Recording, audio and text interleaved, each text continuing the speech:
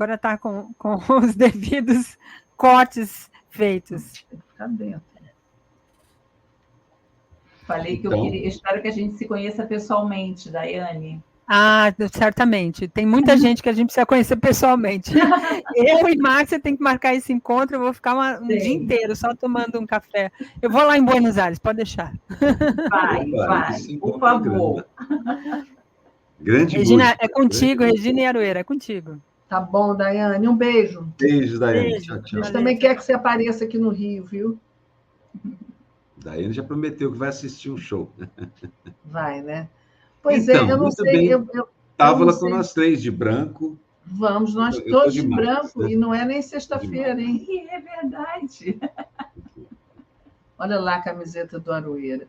Não, eu queria contar aqui para todo mundo que a gente estava no almoço todos juntos, aqui do pessoal do 247 aqui no Rio de Janeiro. E aí, eu não sei se o Miguel demorou para chegar em casa, mas daqui a pouco ele chega, daqui a pouco ele entra, né? Mas eu acho que a gente podia começar. A Márcia estava falando ali do Milei, dessa nova configuração, desse clube, né, da extrema-direita, que o Milei agora é mais um membro, e a gente, falando de extrema-direita, viu esse ato bolsonarista agora no domingo, né? E tinha uma coisa que eu queria comentar com você, para você também dizer o que você pensa, que é o seguinte: a Denise Assis escreveu um artigo aqui dizendo que os militares foram substituídos ali naquela configuração bolsonarista, porque não tinha com ele nenhum militar falou, se tinha, estava ali meio escondido. Não falou, ele sempre no governo dele andava com os militares todos do lado e tal, mas não tinha, e eles mudaram, começou com a Michelle dizendo: fomos negligentes ao dizer que política não tinha que misturar com religião, tem sim, porque aí por causa disso o mal tomou conta do país, não sei o quê, e aí introduziu essa coisa da religião. E a gente viu o tempo todo naqueles discursos o tom religioso. Aquilo parecia uma daquelas... como é que chama que os evangélicos fazem? Um culto.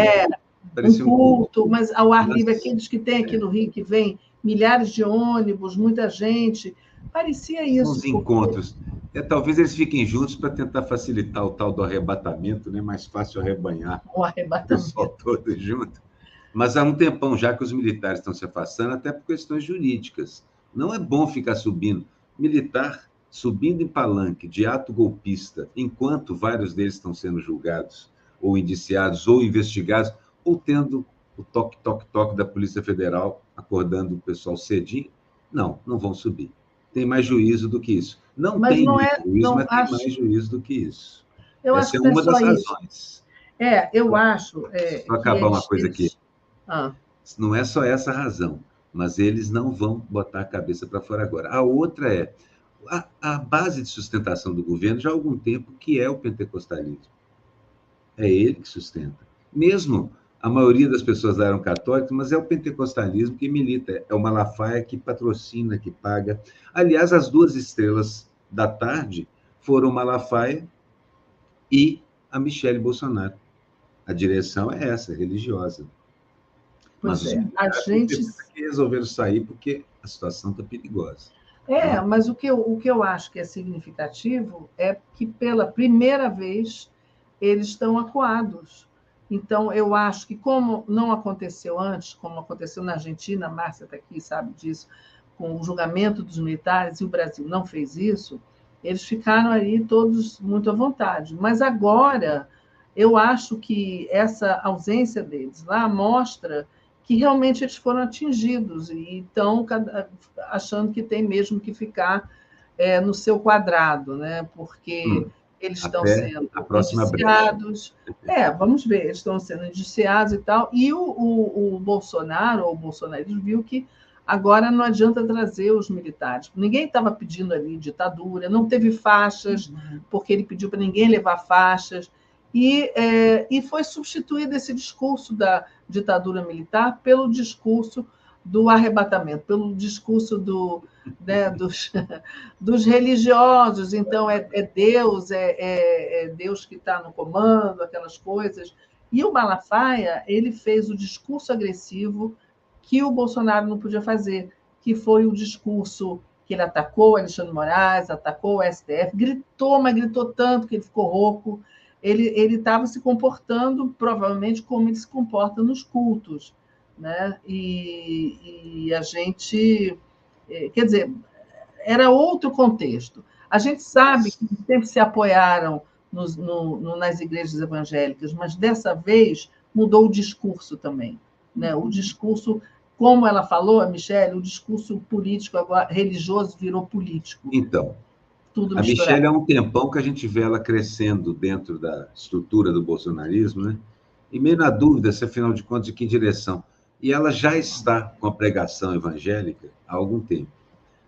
Pode ser mesmo que a ausência de outra forma de sustentação, porque uma coisa do bolsonarismo é quem estiver conduzindo aquelas ovelhas na hora que está com o discurso. O Bolsonaro não está conduzindo ninguém, mas o Malafaia está se aproveitando muito bem.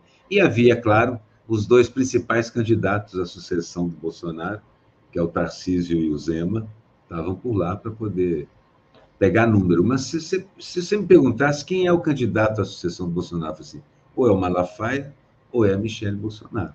Não é nem Tarcísio, nem Zema. Tem o Tarcísio, tem o Caiado, que ficou quieto, está querendo. 3 zeros no que concerne a assim, capacidade pessoal de mobilizar aquela turma. Quem mobiliza aquela turma é a galera... Eu acho que a Michelle tem mais capacidade até do que o Malafaia, porque o Malafaia é muito exagerado, é muito demais. Eu acho que a comunidade católica, que era como disse a pesquisa que hoje o Mário Vitor me mostrou, os católicos eram a maioria, 43%, sendo que 29% de evangélicos. Então, mas eu acho que aí não cola.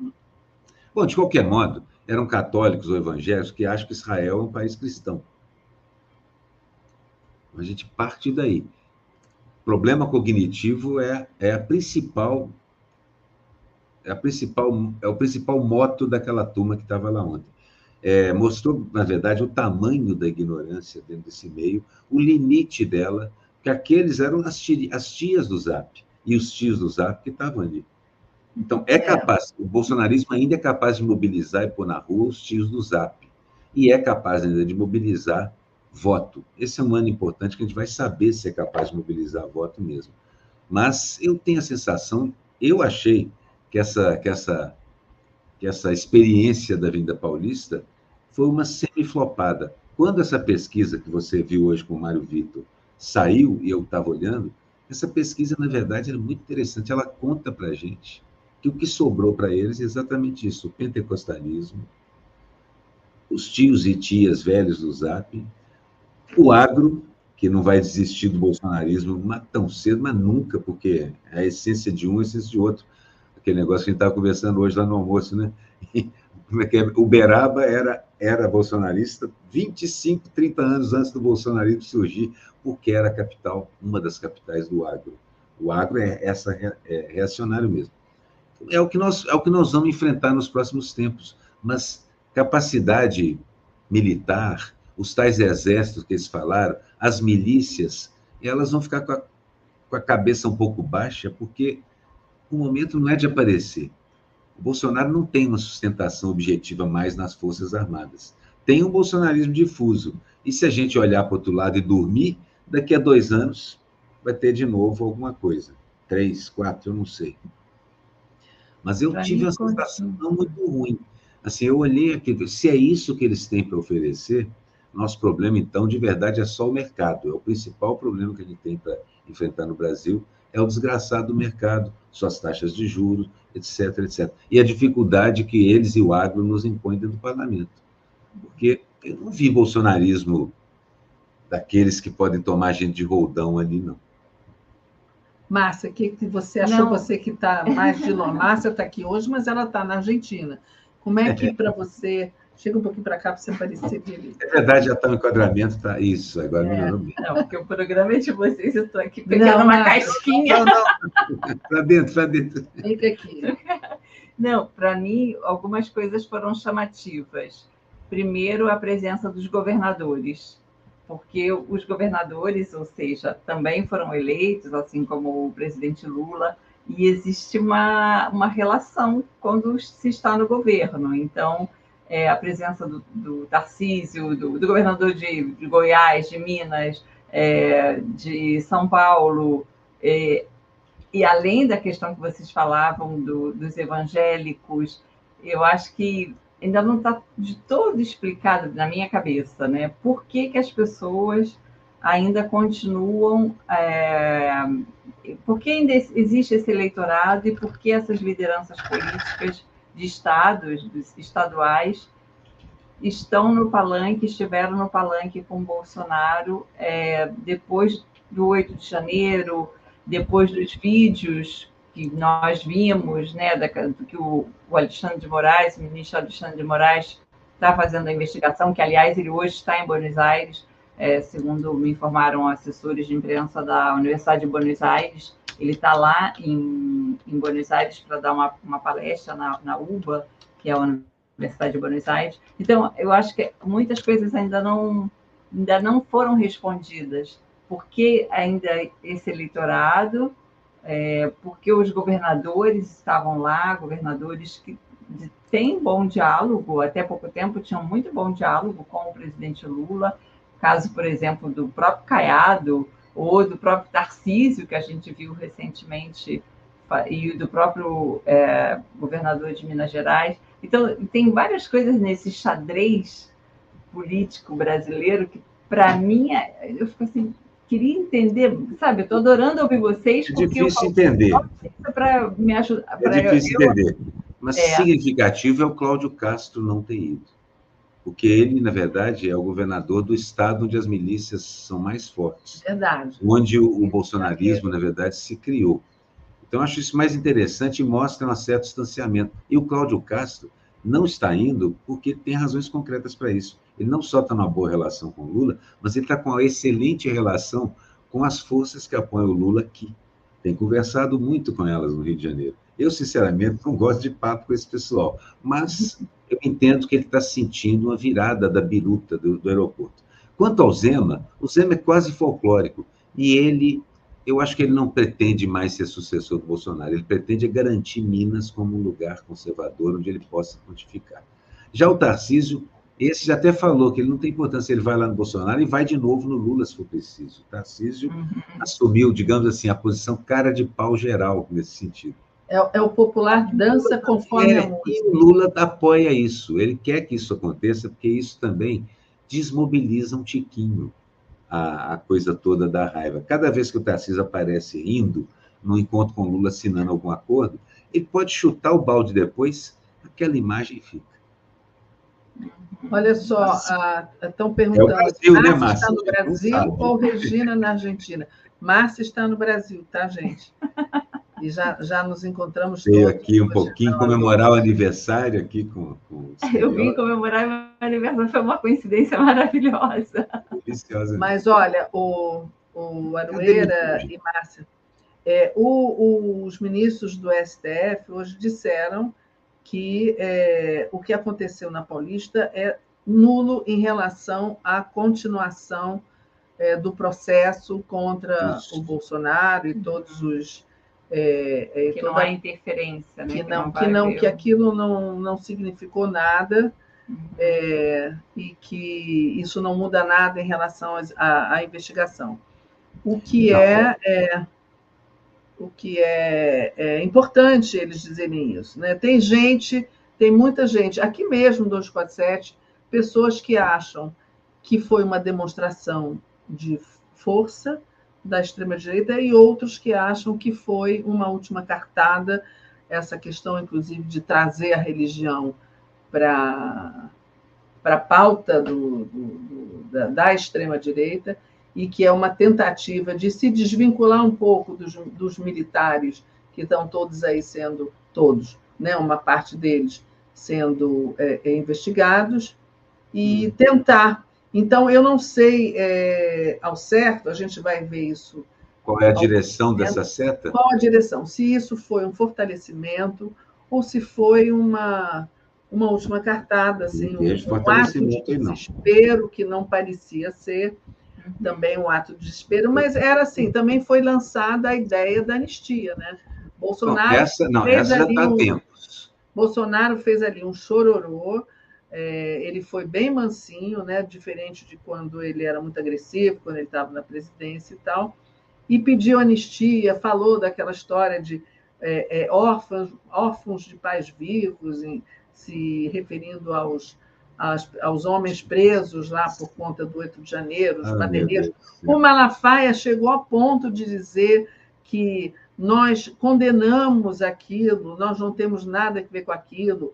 Aí ele chegou a insinuar que o Lula foi para Sorocaba porque ele já sabia que ia acontecer aquilo, então foi para Sorocaba. O Dino estava olhando da janela, não fez nada. Ou seja, estão querendo novamente...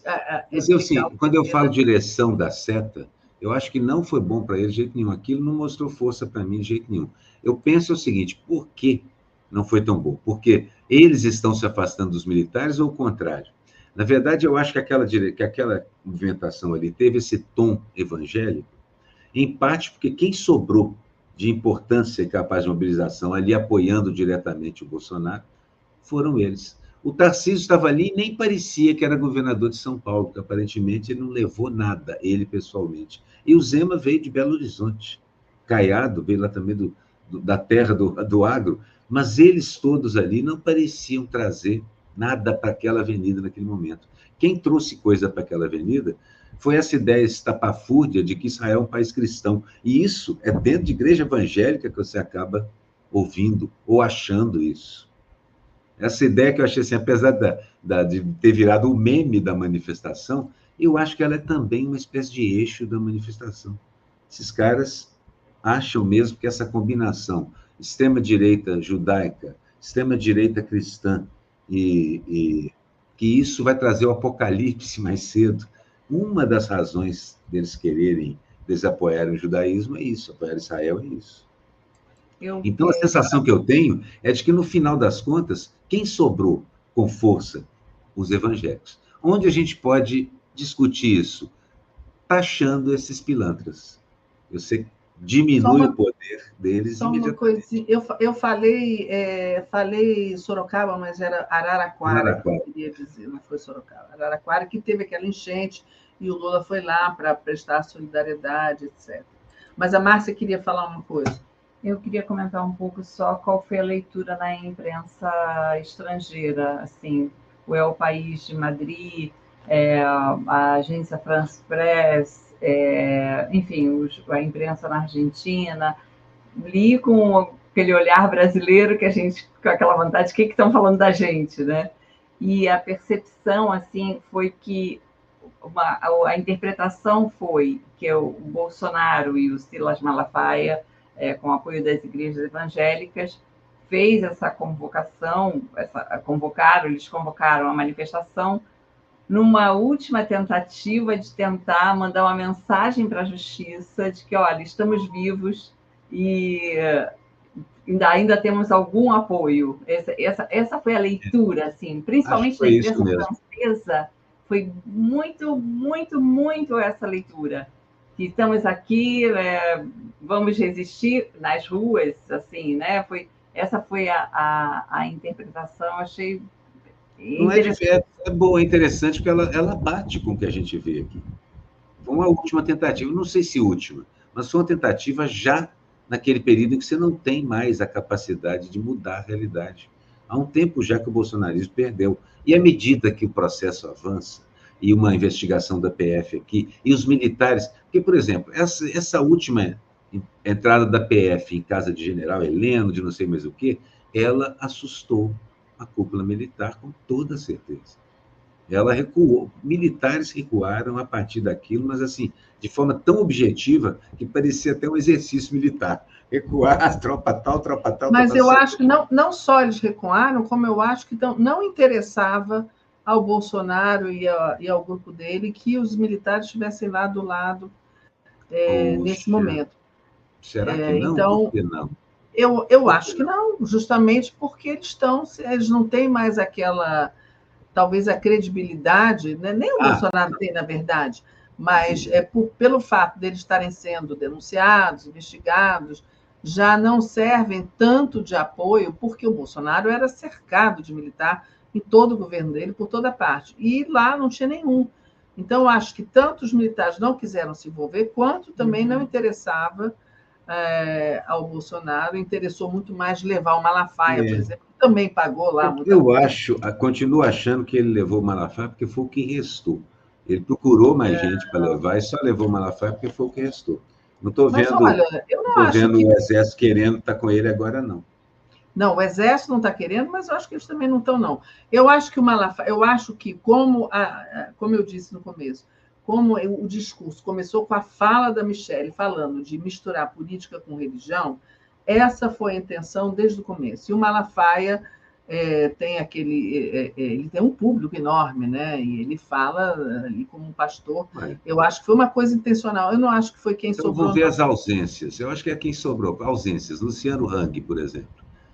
Quer dizer, o Luciano, como representante de um capital... Também está sendo investigado, processado. Exatamente. O problema, assim, é que o meu ponto é, a gente tem agido muito bem nesse processo, o Pedro Serrano comentava isso outro dia, porque se você não só está cercando devagar e com toda a precisão jurídica possível a quadrilha principal, como você tá cortando laços possíveis com outros grupos. Por exemplo, apoiadores financeiros. É um risco muito grande você começar a botar dinheiro, qualquer coisa do Bolsonaro hoje em dia, com o Supremo Tribunal investigando, com o Procurador-Geral da República investigando.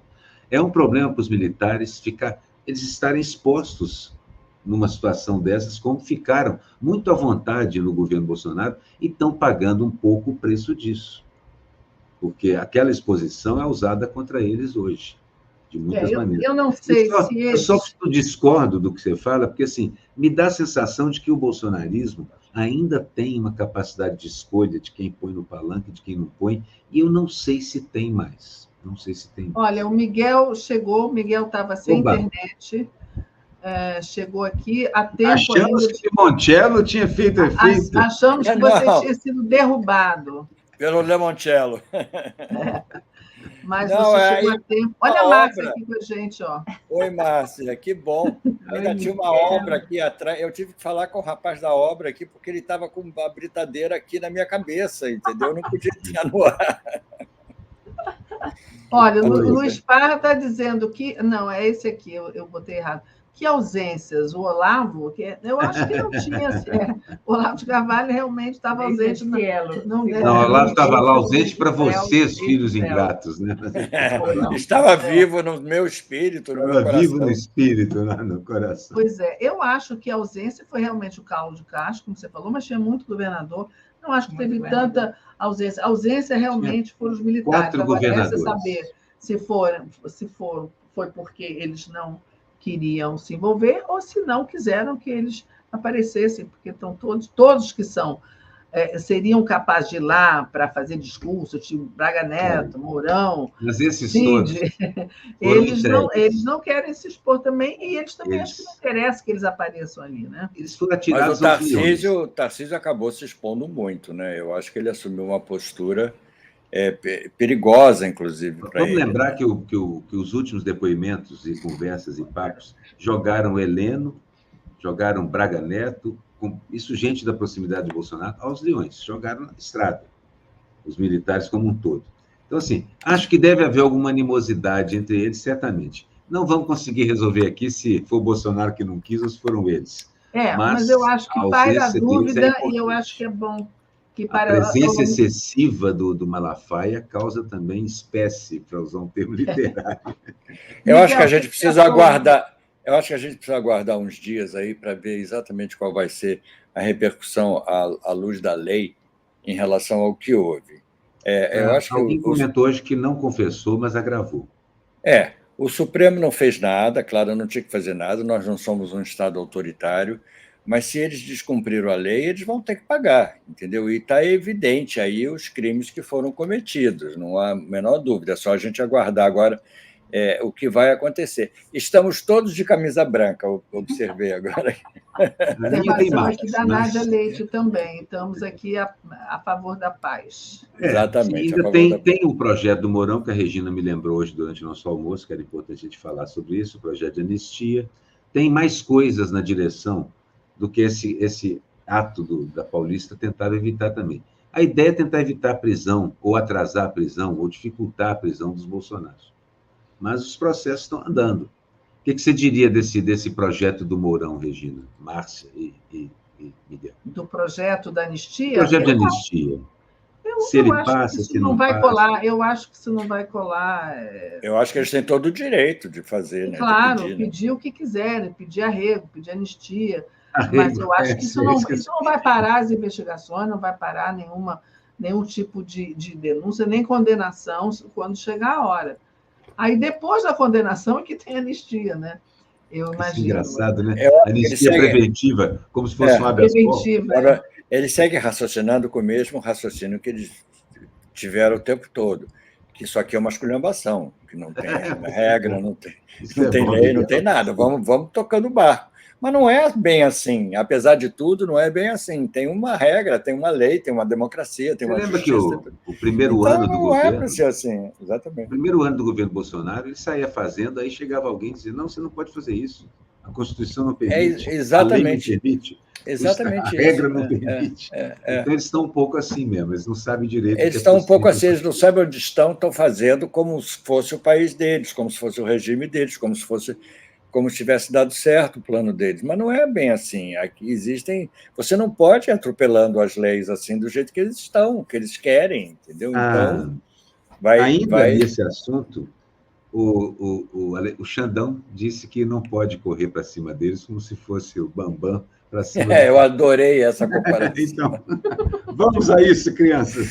Eu adorei essa comparação, me deu vontade de desenhar. Eu queria ser um caricaturista como você, Aroeira, para poder fazer o Bambam. E eu vi a cena onde o Popó detona o pobre do Bambam em 30 segundos. Exatamente. Não dá para ser o Bambam, realmente. Eu acho que ele tem toda a razão, entendeu? Porque... E acho que isso define a estratégia, né? Isso que está acontecendo. Não dá para sair voando sem... E o Bambam recebeu 3 milhões de reais para ser abatido em 30 segundos, entendeu? Eu acho que 3 milhões de reais não pagava o estrago que ia acontecer comigo se eu ficasse 5 segundos. Então, não dá. Minhas custas médicas...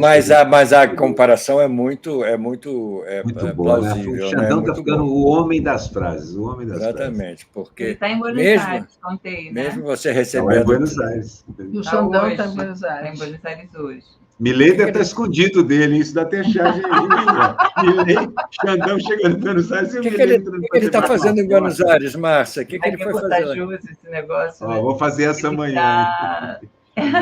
O que ele foi fazer lá? Ele foi dar uma palestra num seminário sobre relações civis, códigos civis, sociedade civil, na Universidade de Buenos Aires, na UBA. A assessoria de imprensa passou a informação para a gente, mas não deu mais detalhes. Mas o Milei não está viajando? O Milei não está nos Estados Unidos também? Não, o Milei já voltou. Para participar do clube da extrema-direita e da direita, onde o Trump foi a grande estrela, em Maryland, nos Estados Unidos. Acabou virando uma festa para o Trump. E aí, Milei teve um encontro de 1 minuto e meio com o Trump, disse a ele, tomara que o senhor seja eleito presidente novamente. E o Trump respondeu, pode contar com isso vai acontecer. E depois, no palco, o Trump fez um discurso dizendo, meu amigo Milei está aqui, que ótimo, mais um para fortalecer o nosso movimento. Enfim, como a gente estava comentando antes, uma tentativa aí de um clube da extrema-direita com o Milei ainda admirador de Bolsonaro, apesar de que o presidente é Lula. E o Milei parece muito com o Milai, né? Aquele genocídio que teve lá no Vietnã. No Vietnã. A palavra parece. Mas o Milei foi ali tentando agarrar o Trump, não foi? Ele ficou lá todo... Foi eufórico. Alguém aqui no 247, ele queria dar um beijo na boca do Trump. As pessoas deviam filmar. É a mesma raça. Ele é peluca, porque a peruca, ele tem o cabelo bem assim, então ele é La Peluca, o apelido dele. Mas é peruca ou é cabelo? É cabelo. Num programa de televisão, o apresentador pediu: presidente, o senhor daria licença de eu puxar o seu cabelo ou a sua peluca? Então ele disse: sim, claro, como não? Então o apresentador puxou assim e falou: não sai mesmo, é o cabelo dele. As escolas de peruca hoje são muito fortes. A do Trump é peruca, né? Mas a do Trump é peruca. Que é peruca? A do Trump. É peruca? Não, peluca. Acho que é o cabelo. É implante. Os americanos passaram anos discutindo isso, isso não é possível, aquilo é peluca, é peluca. É peluca, essa é uma grande discussão, né? Agora, vocês não vão passar as charges, não? Miguel, olha, eu mandei a charge, eu não tenho condições de passar, porque eu estou ainda até amanhã. Por causa do drink. Limoncello e sem computador. Não, estou sem computador, não é o limoncello. Eu estou sem o computador. Se alguém passar por mim, eu não sei quem pode passar por mim. Não, a Daiane não está mais aqui. Eu não sei se o Felipe está, se você pediu para ele. Felipe disse que era melhor a Daiane passar porque ela está dentro do programa. Então, o Felipe não deve estar por aí, não. Eu não sei. Alguém tem acesso a isso? A Daiane já não está aqui. A Daiane já foi embora? Eu posso ver aqui se o Felipe consegue passar, mas eu não tenho condição, porque... Mas então, por que vocês não contam o que estava nas charges? Tá certo. A gente já fez um programa assim, né, Miguel? O nosso podcast era charge falada. Falada, a gente narrava, a gente não mostrava, a gente só narrava. O que a gente fez foi falar... Olha só, a Andréia entrou aqui, eu acho... Você vai passar a charge, Andréia? Andréia aí. Ô, Andréia, você é a nossa salvadora. Gente, peraí, deixa eu tirar aqui. Olha que farra que está aqui hoje, hein? Hoje você é a nossa salvadora, vai passar. É verdade, a gente estava com a Daiane, a Márcia chegou agora. Eu nunca entendi por que eu no notebook não consigo passar. No computador grande eu consigo, eu vou lá e passo. No notebook demora mais, eu não sei se é uma configuração do notebook, mas eu não consigo, entendeu? Lá de Portugal, eu não conseguia, entendeu? Então, eu mandei, está tudo feito, está tudo pronto. Boa tarde, gente. Olha aqui, eu entrei aqui porque eu estava de ouvido. É só mandar para mim, Miguel. Manda para mim que eu vou... Vou te encaminhar, então. Perfeito. Marcita, você está com Reginita hoje, não é? Ao vivo e a cores. Andréia, uma farra hoje. Você está aqui com a gente também. Pois é, menina. Eu estava aqui de ouvido. É por isso. Olha, nem me maquiei. Estou até me estranhando aqui. Nossa, será que eu trouxe a Andréia? Não era para ter trazido? Nossa. Mas não, é que eu vi você entrar, falei, tá linda, eu acho linda. que a Andréia entrou para passar. Eu passo. Fiquem tranquilos, só mandar para mim. Eu vou te mandar. As charges da gente foram sobre... Beijo, Andréia. Beijão. Beijo, Andréia. Quase todas sobre o ato da Paulista ou na prévia disso, mas também, por exemplo, a condenação do Daniel na Espanha foi uma das coisas que a gente comentou. O medo do Robinho em relação a isso, porque de repente começou gente a levantar a possibilidade, né, Miguel, do Robinho, exigir do Robinho o cumprimento da pena a qual ele já está condenado. Exatamente. Também. Pelo mesmo crime, por estupro também. Então, achei assim, houve momentos, a gente teve alguns momentos bem interessantes na política aqui, além desse soluço semifinal do gado lá na Paulista. A verdade é que não só o país, mas a civilização começa a acontecer de novo no Brasil. A própria ideia de voltar a abrir o processo do Robinho e falar assim, vem cá, como é que isso anda? Afinal de contas, ele pode ficar livre, o Daniel não. Na verdade é o contrário, né? Ele não está preso e o Daniel está. Pois é. O Daniel Alves teve a ajuda do Neymar, né? Teve a ajuda do Neymar. Isso foi vergonhoso, né? Eu achei uma coisa tão... A posse do Dino, estou vendo ali também a charge do Miguel sobre o Dino. A posse do Dino... O Luiz Parra está exigindo uma audiodescrição da charge. Bom, tá aí, ó. Não, vamos tentar. Não, vou tentar a Andréia colocar. Essa era a final, era a última, mas podemos começar por ela. É o manjamento, que é aquela coisa tão conhecida na polícia, né? Onde você vai buscar os culpados. Ali todos são. Mas o principal está no centro ali. O ato da Paulista... Quem é que botou essa charge aí? Foi você, Arueira? Foi a Andréia. André colocou, ela era a última, mas já está colocando as chaves. Tá. Interessante esse negócio, porque você vê, os juristas todos estão dizendo, isso não muda nada a possibilidade de prisão. Muita gente aqui já acha que ele não será preso de cara, mas vai ser indiciado, não deve demorar muito. Né? Eu acho que não, nem preso de cara, entendeu? Isso aí eu já não aguento mais fazer charge sobre, mas eu continuo fazendo. Ainda vai ter que fazer uns dias, Miguel, ainda vai ter que fazer uns dias. Mas eu continuo fazendo, não tem jeito, é difícil. Indiciamento deve rolar. É rolar, não deve demorar muito. É uma confissão. Não aguento mais. Vamos, prisão, acho que vamos só... em frente. Esse é o show do Aroeira. A posse do Dino. A posse do Dino foi um sucesso, sabe? Porque todo mundo acha o Dino fofo, né? Eu fiquei realmente preocupado em dizer que ele era fofo, porque podiam associar o fofo ao peso dele, mas eu não comunista, fofo. Ao fofo porque ele é comunista, exatamente. Dino, uma coisa que eu queria destacar é o seguinte: o Supremo tem estado muito mais progressista do que em qualquer outra época na história do Brasil. Mas, quando chega em questões de mercado, o Supremo tem votado com o mercado, todo mundo. De Marques a Xandão, todos votam com o mercado. Exceto o Dino, que entrou e a primeira votação importante, ele vota a favor dos direitos do trabalhador. Deve ter uma charge minha aí, se a André chegar nela, também sobre o Dino. Vamos em frente, André. Sabe justamente essa novidade. É o primeiro comunista no Supremo Tribunal Federal. Bom, isso ainda é a paulista, né? A semi-confissão dele, já que ele estava entre amigos, né? Vamos contar as coisas que ele não contou nem na Polícia Federal. O trio mais horroroso, né?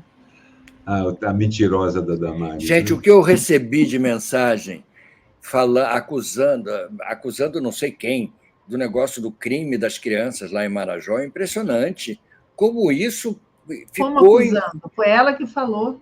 Não, pois é. Ela trouxe um assunto que já tinha... Concordando com ela que dizendo que teve crime. A imprensa já provou que não era lá no Cazaquistão, sei lá, a imagem das crianças no táxi, não sei o quê, que não havia nada disso. Eles continuam usando a mentira como se fosse uma verdade, uma linguagem, entendeu?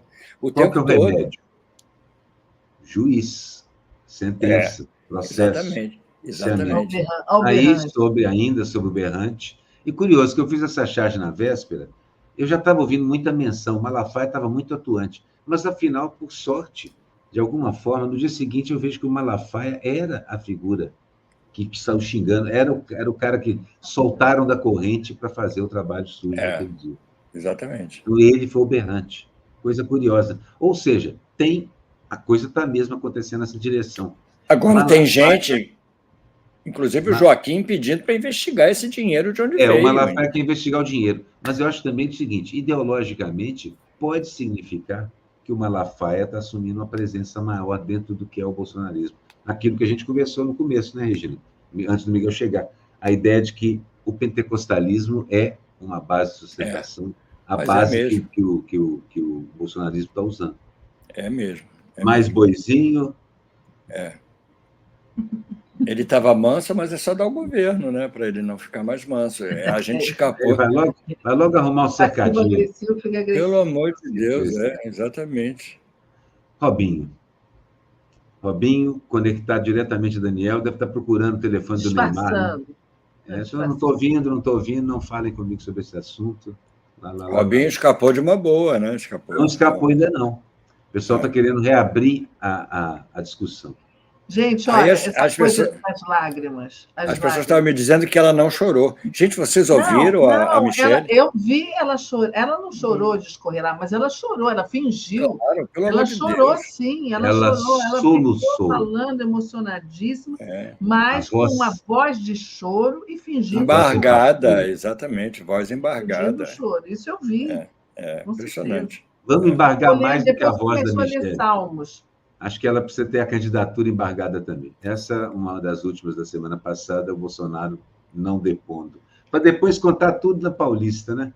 Vou te falar. Isso eu achei tão absurdo, né? Ele confessou, praticamente. Ele precisa de público. Não sei qual dos juristas que disse. Não foi uma confissão, mas foi um agravamento muito grande em relação às provas que a Polícia Federal tinha. Ele precisa de público, ele quer o público, ele precisa ter uma vaidade de aconselhamento jurídico, gente. Aquele negócio, eu vi um filme essa semana, um documentário chamado As Fitas Perdidas, os Filmes Perdidos de Nuremberg.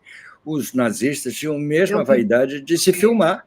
Eles gostavam de se filmar, eles se filmavam lá com os cadáveres, com os mortos, com tudo. Eles tinham uma vaidade que é a mesma vaidade, muito parecida com o que as pessoas que filmaram tinham. Nixon fazia a mesma coisa, gravava tudo, que depois foi prova contra ele, inclusive. Exatamente, essa é a minha de hoje.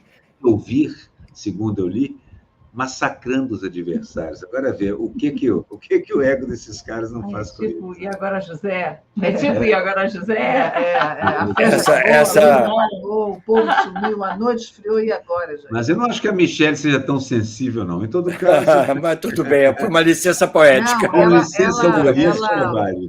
Mas essa frase, poesia numa hora dessa, é do Veríssimo, né? Foi ele que... Adoro essa ela frase. É mais de versículo do que de verso. Ela estava lá falando dos Salmos. Agora, em relação àquela charge do cadeado no Bolsonaro, eu vi uma meme assim, bem terrível, que era não sei se foi um desenho do Aroeira, não sei, hein, que dizia que era uma cara do Ustra, dizendo: ele não falou nada porque não era eu que estava lá.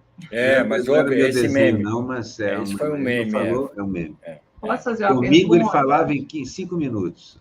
Posso fazer uma pergunta? Faça. Gente, vocês produzem a beça. Eu estou aqui com a Regina. A gente produz todo dia. Trabalhadores do Brasil. Super trabalhadores e super criativos, incrível. Não, sinceramente, estava falando, Regininha, é incrível. E como é que vocês fazem? Quantas horas de trabalho por dia? Ou assim, vem uma ideia e vocês já vão para a prancheta antigamente? Às vezes não é só uma, às vezes são 2 ou 3, né, Aroeira? A gente fica obcecado com esse negócio. Você honesto e confessar para todo mundo. A gente não faz outra coisa, Márcia. É igual a gente, né? Eu só sei fazer matéria. Minha frase é assim. Só desenho e eu ainda toco. Não, só sei fazer matéria. Eu ainda toco. Aliás, deixa eu até avisar vocês que eu vou sair daqui correndo para tocar agora à noite. Daqui a pouco passa meu jabazinho aí. Eu cheguei tarde. Cheguei tarde, o Aroeira vai sair cedo. Isso a gente tem a ver com a nossa conversa. A impressão que eu tenho é que os militares estão até irritados, porque o bolsonarismo tem atirado vários deles na estrada nesse último momento. Protege um ou outro, mas tem atirado alguns na estrada. E alguns muito ativos, feito o próprio Braga Neto. O entorno do Bolsonaro acusa...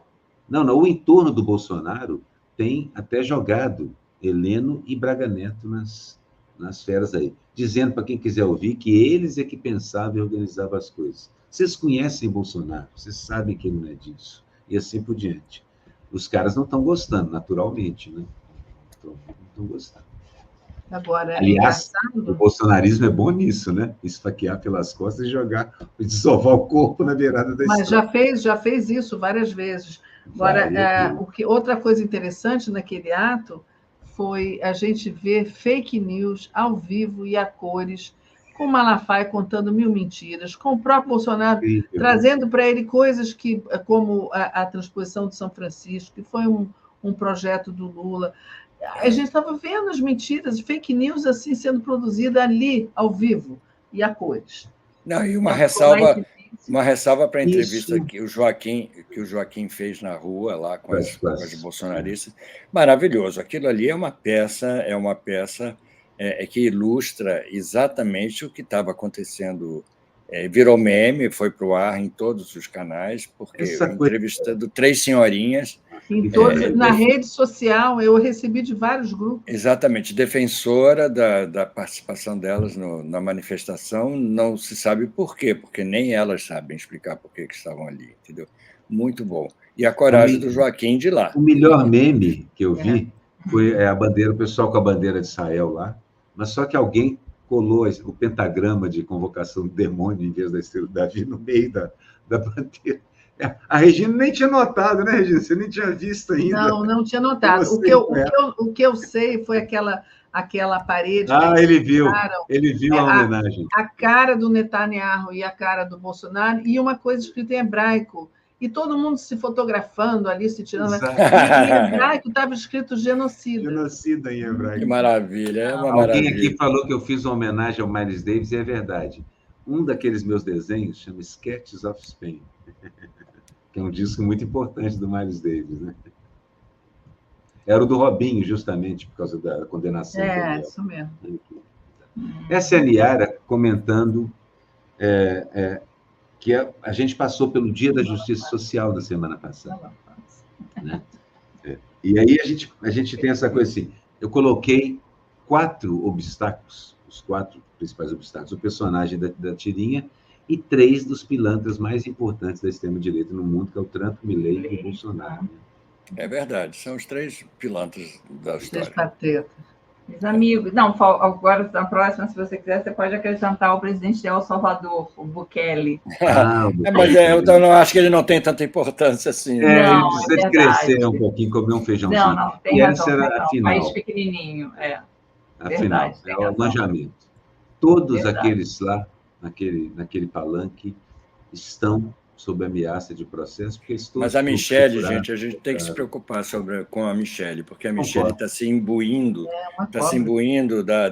da missão de salvadora, de Evita, de qualquer coisa que vem para o país, entendeu? Ela tem essas características e o eleitorado brasileiro corre atrás desse tipo de personagem. Você vê que nessa charge tem Bolsonaro e 4 possíveis candidatos a comandar o rebanho. 2 governadores, obviamente, interessados, o Malafaia, que tem surgido como o cabo, o ajudante de ordens que o Bolsonaro não tem mais hoje em dia é o Malafaia. Mas ele está provocando. Hoje mesmo tinha uma matéria, acho que aqui no 240, dizendo que a pessoa escrevendo, dizendo que achava que ele queria ser preso, porque aí configurava uma perseguição. Não, que fez até charge. Claro, ele quer mesmo. Obrigado, Andréia. Obrigadíssimo, Andréia. Super valeu. Só faltou meu jabazinho, mas tudo bem. Que é esse aqui, ó. Bota o jabá do Aroeira aí. Uma auto-explicação. Mas eu até esqueci que eu ia falar do... o Malafaia, em algum momento, ele disse assim, as pessoas estão com medo de falar, olha a perseguição. Então, isso pode ter a ver um pouco com os militares que não foram lá para falar. Eles, as pessoas estão com medo. Muito o Caiado, por exemplo, subiu ali no trio elétrico, mas a micareta da extrema-direita, como disse alguém, mas não quis falar. Então, ele ficou gritando lá, mas ele está provocando, ele continua falando. Eu não sei o que ele está querendo, talvez ser um... Mas o Malafaia é um oportunista. Ele vê nisso, talvez até isso. O Nando Mota fez a charge onde ele cutuca a onça com a vara curta para ser Marte. Pode ser. Exatamente. Pode ser, porque para eles pode interessar. O Malafaia aguenta uma prisão, o Bolsonaro não, mas o Malafaia tem um estofo de gente que aguenta. O Bolsonaro não. Malafaia seria um herói mais adequado a esses caras do que o Bolsonaro. Me preocupa também. E a Michelle é para preocupar. Aí o meu jabazinho, eu vou fazer rápido, porque eu vou sair, porque eu vou tocar agora, daqui a pouco, lá na Travessa dos Tamoios, no Flamengo, número 32. É um barzinho, o Deza Botequim, que é uma delícia, pequenino, gostoso, e a gente faz um auê danado lá, eu e o Igor Essa. Vamos trabalhar lá nisso um pouquinho. Daqui a pouquinho a gente já está lá tocando.